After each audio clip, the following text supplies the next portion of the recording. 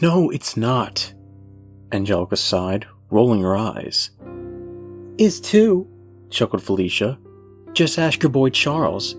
Said he couldn't get 3 feet past the door before he could hear the moaning. Angelica shook her head as Felicia started circling her, making ghostly noises. Her collar pulled up over the back of her head.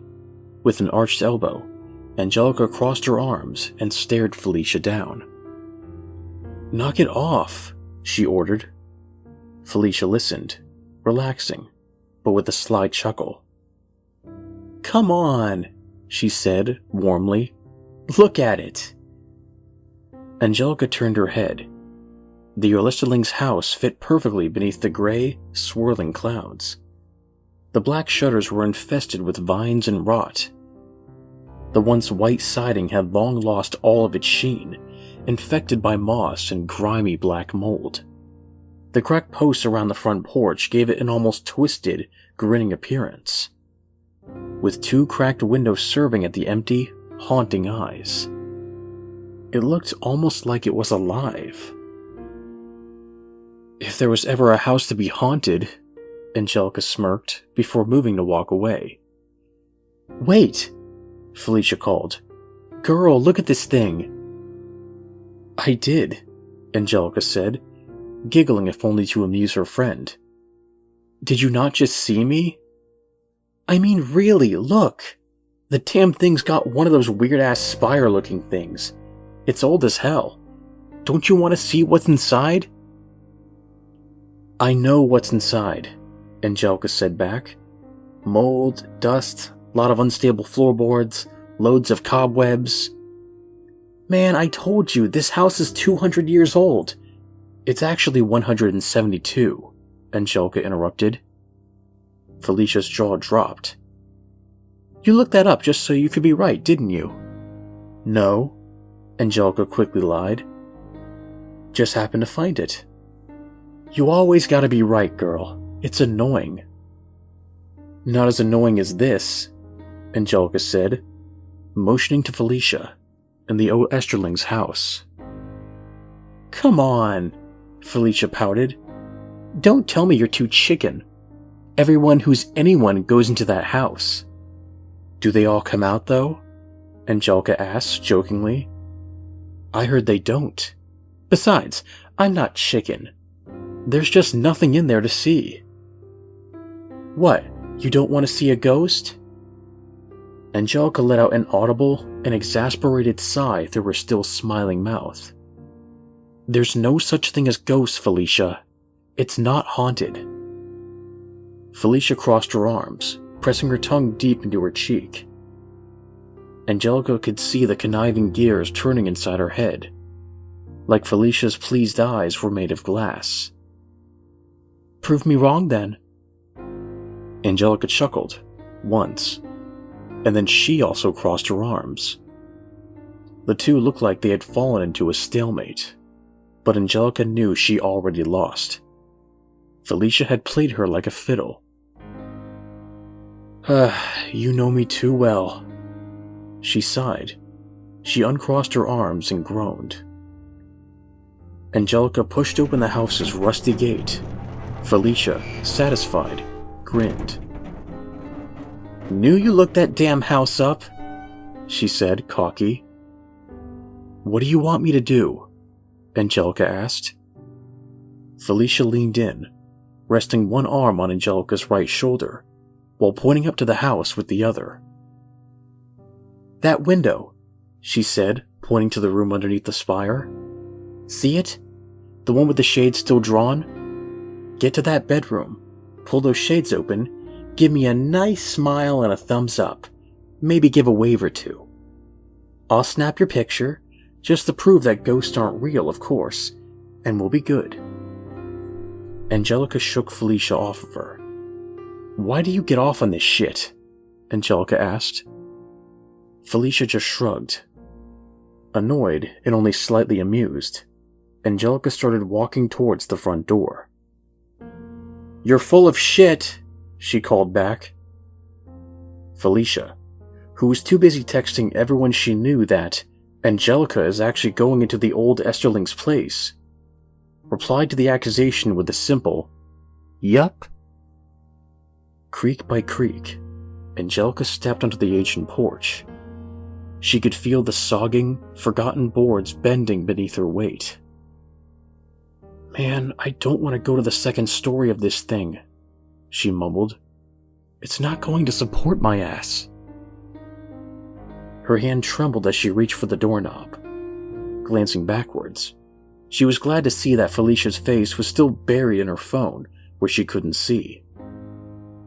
Taking a deep breath, as her palm met the cold, rusted metal, she turned the door. Unfortunately, yet expectedly unlocked, the door opened to welcome her inside.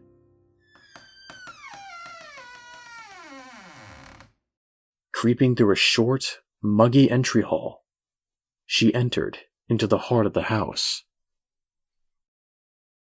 The scene before her was as decrepit as she imagined it would be. It might have been totally dark, had it not been for the rotten holes in the ceiling that bled gray daylight into the shambles that someone had once called home. The entryway was surprisingly open. Angelica had expected more broken furniture, more evidence of the lives that used to be, but it seemed to be nothing more than an empty shell. Only a single, broken chandelier had been left behind.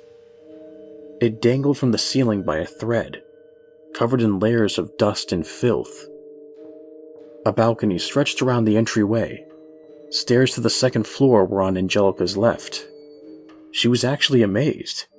There didn't seem to be any cobwebs. "Any ghost?" Angelica hollered into the house. She didn't know what she had expected. An answer? An echo? She got nothing, and that should have settled her. Should have. She felt like the damn thing was breathing. "Don't know if I mentioned," Felicia called to her, "but you gotta go inside to reach the second floor. Don't know if that helps or not. It is pretty complicated, but I'm hoping it'll at least get you on your way." Angelica slammed the door shut behind her, drowning out Felicia's hyena-like cackling. Alone, inside the house, she decided there was nothing to fear. Even so, she moved slowly towards the stairs. She tiptoed up them, cautiously taking each step with a measured precision and delicacy. They creaked and moaned beneath her weight, but they held her. She was okay with the moaning. Maybe trees have ghosts, she thought. That's why all the wood moans when you step on it. She smiled, reaching the top of the stairs. Running her hands through her frizzy hair, she took a moment to breathe. Not that it was a particularly easy task. The dust in the air was thick, and it felt like someone was trying to clog Angelica's lungs. Covering her mouth with the collar of her t-shirt, Angelica moved along the banister.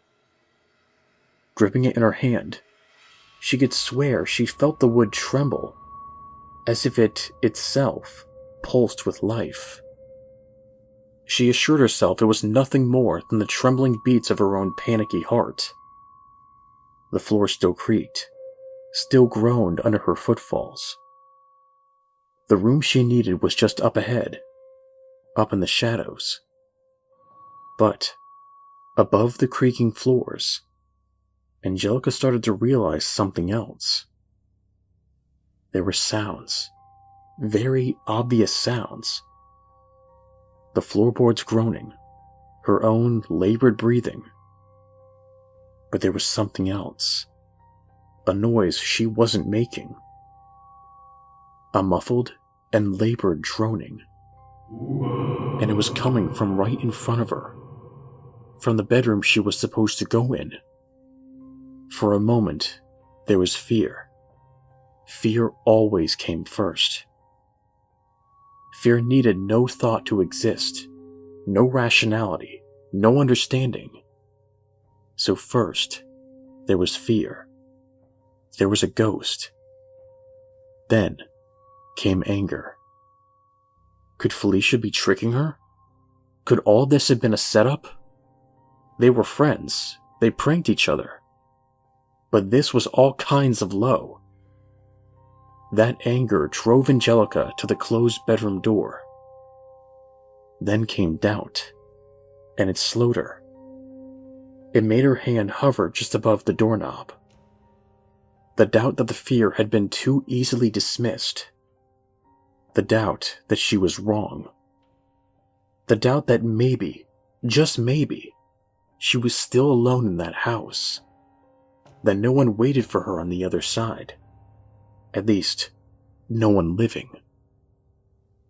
Even though she fought it desperately, her hand lowered onto the doorknob like it was a magnet and her hand had been forged of lead. The end result was inevitable. When her palm finally found its perch, she followed through, if only out of pure adrenaline. She turned the doorknob. Inside, the room was black. No rot let the outside light in from above, and none seemed to be able to creep inwards from where Angelica stood in the open doorway. All she could see was a short little hall that seemed to lead into the larger bedroom chamber. Beyond it, she noticed the faintest of blood-red outlines where the sun ate along the edge of the blinds, begging to be let in.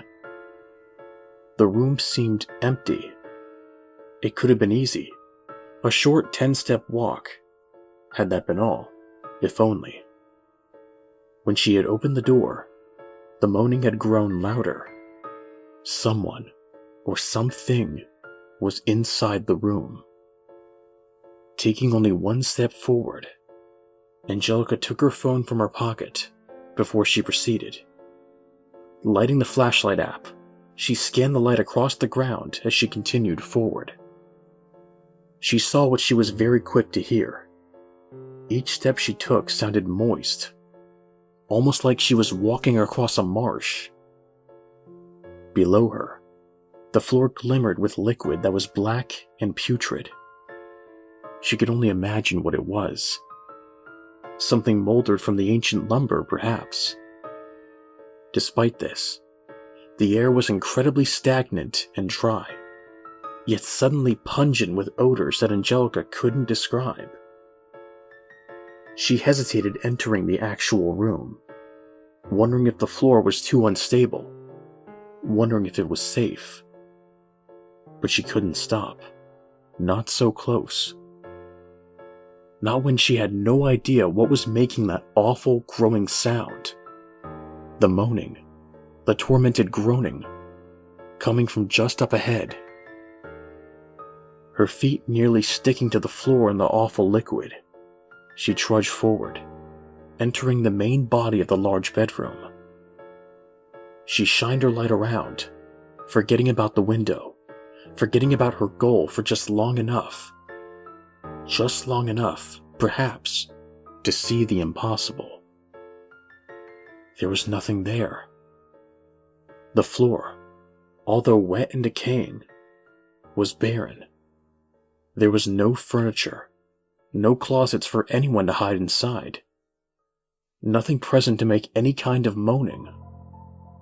In fact, the moaning had seemed to have stopped once she had entered the chamber. Angelica began to wonder if it had ever been real. Giving her entire body a good, cleansing shake, Angelica reached over and pulled the blinds open on the window. Sunlight flooded into the room. She stuck her tongue out and flipped the bird as the wildly ecstatic Felicia jumped around and took her picture. "You did it!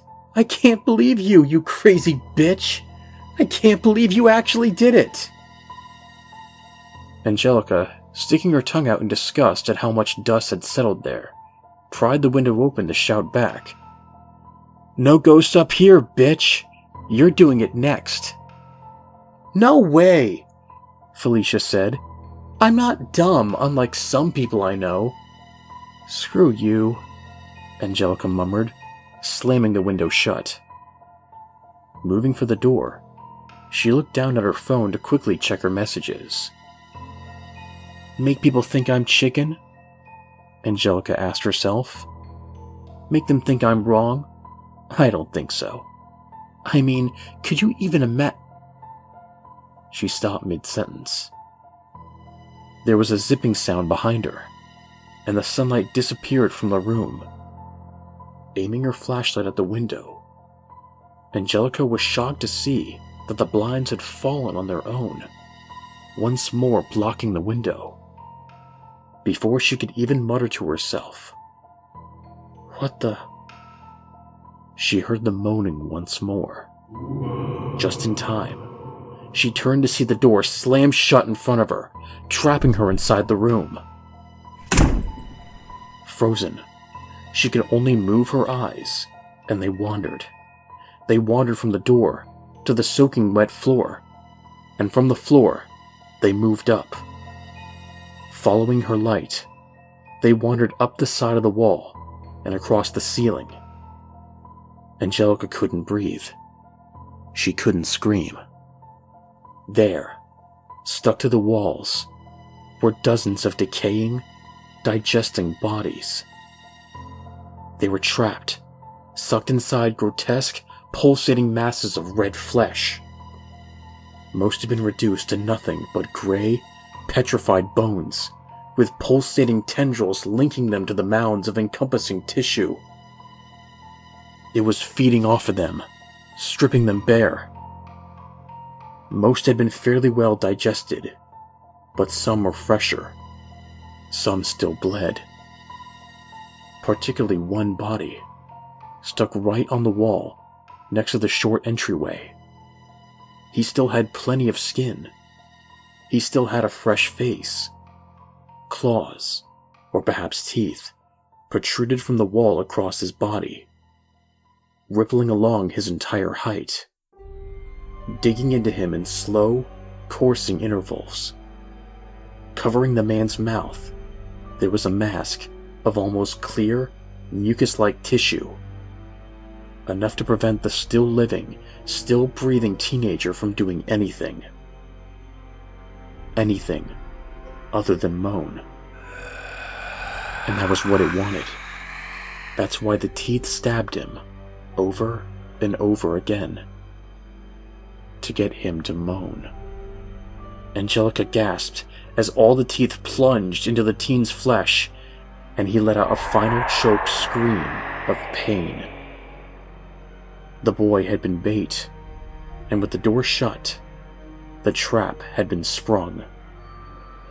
Angelica tried to get back to the window, but it was no use. Her feet had been glued fast to the floor. She tried to call Felicia, but shapes quickly swarmed her from the sides of the wall, surrounding her in a warm, pulsating mass. Angelica had been right. The Oesterling's place wasn't haunted, but it was worse. Much, much worse. The Oesterling's house wasn't haunted. The Oesterling's house was alive. Very alive. And very hungry.